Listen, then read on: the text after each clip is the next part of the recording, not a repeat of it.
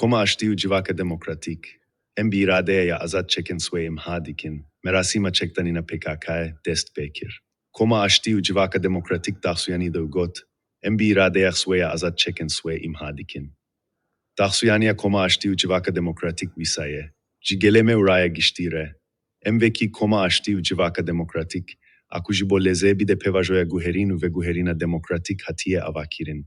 Hemû kesên ku li vîr amade ne, û şahidiya çalakiya me ya dîrokî û demokratîk dikin, bi rêz silav dikin.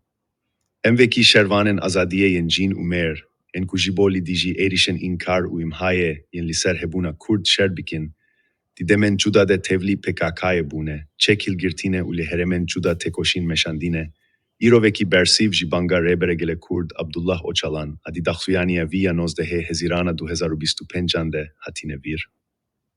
Hatina me di heman demê de li ser bingeha Banga Aştî û Civaka Demokratîk a Rêber Abdullah Ocalan, a 27 2025 û biryarên doz bikemîn Kongreya PKKyê yên 5 heta hefte gulaneye.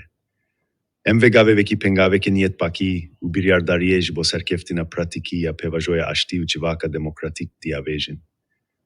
Armanca me eve ku em jî nîha û pêve tekoşîna swêya azadî, demokrasî û sosyalîzmê, bire bazen siyaseta demokratîk û hikûkê bimeşînin. Li ser bingeha derxistina yasayên entegrasyona demokratîk, em li pêşberî ve çekên xwe bi îradeya xwe ya azad îmha dikin. Em hêvî dikin ku ev gava me avêtiye, di serî de ji bo cîn û ciwanan, ji bo tevahiya Gelê me, gelên Tirkiye û rojhilata navîn û hemû mirovahiyê bi xêr be û aştî û azadiyê bîne. Em bi dil û can tevlî gotina Rêber Abdullah Ocalan aku dibêje, ez ne bi hêza çekê, bi hêza siyaset û aştiya civakî bawer dikim û ez bank lî vê dikim ku hûn vê regezê pek bînin dibin. û em jî pekanîna vê regeza dîrokî şanazî û rûmeteke mezin hîs dikin. Em dizanin ku heta nîha tiştek bi hêsanî, bê bedel û bê tekoşîn nebûye. Bereva jî her tişt her roj bi dayîna bedelên gîran û bi tekoşîneke bi neynûkan hatiye bidesistin. Helbet ji nîha û pêve jî de bi tekoşîneke dijwar be. Em vê rastiyê pir baş dizanin, li ser vî bingehî ji bo bi destxistina serkeftin û destkeftiyên nû yên demokratîk, em bi dil û can bi fikir û paradigmaya Rêber Abdullah Ocalan bawerin û em wekî civateke hevalan bi hêza xwe ya kolektif bawerin. Di demeke de ku li cîhanê zext û mêtingeriya faşîst zêde dibe. Herêma me rojhilata navîn vegeriyayê golaswîne û pêdiviya Gelê me ji her deme zêdetir bi ciyaneke azad, vekev û demokratîk a di nava Aştîyê de heye. Em giringiya mezin, rastbûn û lezgîniya vegava swê ya dîrokî dibînin û hîs dikin.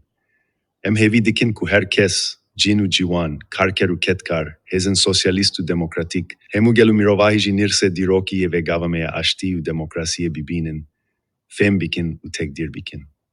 Li ser van bingehan, em bang li hemû hêzên herêmî û cîhanî yên ku berpirsyarê êşen Gelê me ne dikin, ku rêzê li mafên neteveyî yên Gelê me yên son derece meşru û demokratîk bigirin û piştgiriyê bidin pevajoya Aştî û çareseriya demokratîk. Em bang li hemû gelan, di serî de jîn û ciwan, karker û ketkar, hêzên demokratîk û sosyalîst, rewşenbîr, nivîskar, akademisyen, hikûknas, hunermend û siyasetmedaran dikin, ku vegava me ya dîrokî rast fêm bikin û bi me re bi Gelê me re bikevin nava piştevaniyê. Em dîsa bang dikin ku ji bo azadiya fîzîkî ya Rêber Abdullah Ocalan û çareseriya siyasî ya demokratîk a pirsgirêka Kurd bi awayekî aktiftir tê bikoşin û di asta cîhanî de tekoşin û piştevaniya internasyonal a demokratîk û sosyalîst bi pêş bixin û xurt bikin. Em bang li Gelê swê û hemû hêzên swê yên siyasî dikin ku taybetmendiyên pevajoya dîrokî ya ku em tê de dîcin û pevajoya Aştî û Civaka Demokratîk a ku Rêber Apo bi pêş hîstiye rast fêm bikin, di her kadê de erken swêyên perwerdeyî, rêxistinî û çalakiyan bi serkeftî pek binin û jiyana demokratîk bi pêş bixin. Zilm û mêtingerî de bi dawî bibe, azadî û piştevanî de bi ser bikeve. Pevajoya Aştî û Civaka Demokratîk de tegez bigihîje serkeftine.